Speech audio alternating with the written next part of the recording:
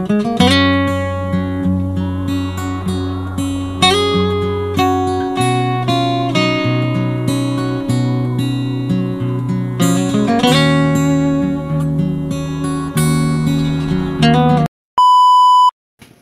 isang magandang umaga nga sa inyo mga katalbog.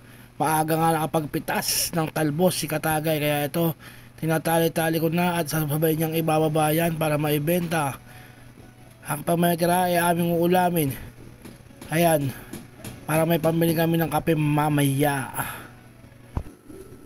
At ayan, ito nga, may natira nga tayong talbos at may nakuha akong mga talong okra. Tapos nagpabili ako kay Katagay ng tuyot itlog para aking lutuin at almusal.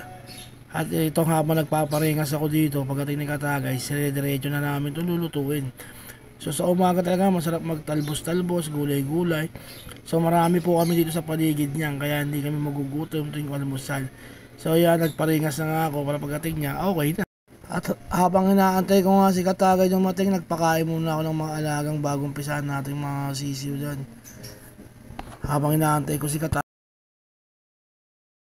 At yun na nga, inihiwa-hiwa ko na nga itong mga ingredients. Yung talong hinati ko sa gitna para iprito. At yung bawang, maghihiwa ko ng bawang para sa sinangag.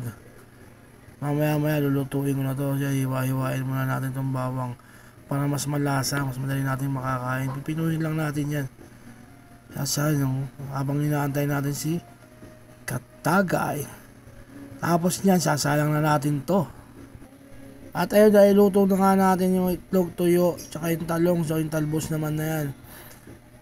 Tapos mamaya-maya magsasangag na tayo. Ayan o, itlog, tuyo, talong, tsaka isang pirasong okra. May nagbigay din sa atin ng chili, garlic para may pangpagana tayo kumain. Ayan na yung bawang nakaredy para magsangag. Yung kanin, sasangag ho natin yan. Sa umaga, ganyan lang po ang ating routine. Almusal, magluluto tayo. Kasama ko nga pala si Katanggal dito ngayon. Ayan nga, magkakape rin kami at magagatas naman si Katanggal. Tapos sinunod ko na nga itong isang agtong kanin. Ayan, dire-diretso lang sa pagsangag. Ayan, kaya, para mainit na mainit pang siguro kahit mga 10-15 minutes. Tapos pagkaluto nung sinangag, ayan na nga, nilagay ko na nga sa kanin. Ayan, oh. Kita nyo naman, oh. Ready ko lang yan para mamaya ready na rin kami ni Katanggal. Kakain na kami. Tapos ayun, na-prepare ko na po. Nahihain ko na itong aming kakainin. Ayan, may sinangag, itlog, tuyo, talong, may isang okra, chili, garlic. So babalatan na natin. At ito, yan, titikman ko na itong niluto ko. Sinangag, tuyo, itlog. Ayan, meron tayong talbos. May suka na may chili, garlic. Yan, titikman natin yan. Napakasarap ng kumain ng pagkagantuang pagkain sa kapag-harap natin. So kayo mga katalbog, ano pa ginagawa niyo? Magluto na rin kayo. Ito nga, masarap-sarap ng ano. Meron pa tayo, syempre may kapartner tayo niyang mainit na kape. So ayan, kita nyo naman, oh, mahangin pa dyan kasi naglabas ako electric fan. Kaya dito laging fresh ang kinakain. Lagi tayo pipitas sa pagkain, lagi tayo pipitas ng gulay. Ayan lang, almusal tayo.